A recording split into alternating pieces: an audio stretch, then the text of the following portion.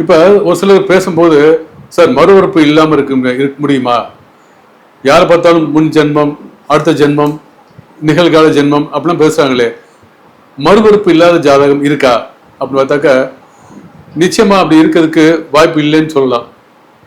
ஏன்னா யாரை பார்த்தாலுமே ஒரு ஜாதகத்தை பார்த்தவொடனே உங்களுடைய முன்னோர்கள், உங்க முன்னோர்களால் ஏற்பட்ட நன்மை, உங்க முன்னோர்களால் ஏற்பட்ட தோஷம் அப்படி பேசும்போது அப்ப மறுபிறப்பு உண்டு என்பது கன்ஃபார்ம் ஆயிருது. அப்ப பெரிய மகான்களே மறுபிறப்பு இல்லாமல் இந்த பிறவியோடு முடித்து விட வேண்டும் தான் கடவுள் வணங்குறாங்க. இந்த ஜென்மம் போதும், அடுத்த ஜென்மம் என்பதை வேண்டாம் சொல்றாங்க. அப்ப யாருக்கெல்லாம் இருக்கும்? யாருக்கெல்லாம் இந்த மறுபிறப்பு இல்லாமல் இருக்கும்? ரொம்ப அரிது.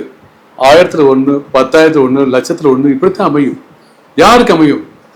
ஒரு சிலர் லக்னத்துக்கு 12ஆம் இடத்துல கேது இருந்தால் மறுபிறப்பு இல்லை இருந்தால் அதெல்லாம் ஓகே. இப்ப யாராவது போய் பார்க்க முடியுமா? முன் ஜென்மத்துல இருந்து போய் செக் பண்ணிட்டு வர முடியுமா? இல்ல அடுத்த ஜென்மத்தை போய் செக் பண்ணிட்டு வர முடியுமா? முடியவே முடியாது. அப்படி என்றால் இருந்தாலும் ஜாதக விதி, ஜோதிட விதின்னு ஒண்ணு இருக்கு இல்லையா? எல்லாரும் சொல்ல மாதிரி லக்னத்துக்கு 12லையோ, சந்திரனுக்கு 12லையோ, சூரியனுக்கு 12லையோ கேது இருந்தாலும் சரிங்களா, யாருக்கெல்லாம் லக்னத்துக்கு 10ஆம் இடத்தில், 12 மட்டும் இல்ல, லக்னத்துக்கு 10ஆம் இடத்தில், சந்திரனுக்கு 10ஆம் இடத்தில், சூரியனுக்கு 10ஆம் இடத்தில் கேது இருக்கிறதோ அவர்கள் மகான்கள், அவர்களுக்கு மறுஜென்மம் கிடையாது என்பது ஜோதிட விதி. வணக்கம்.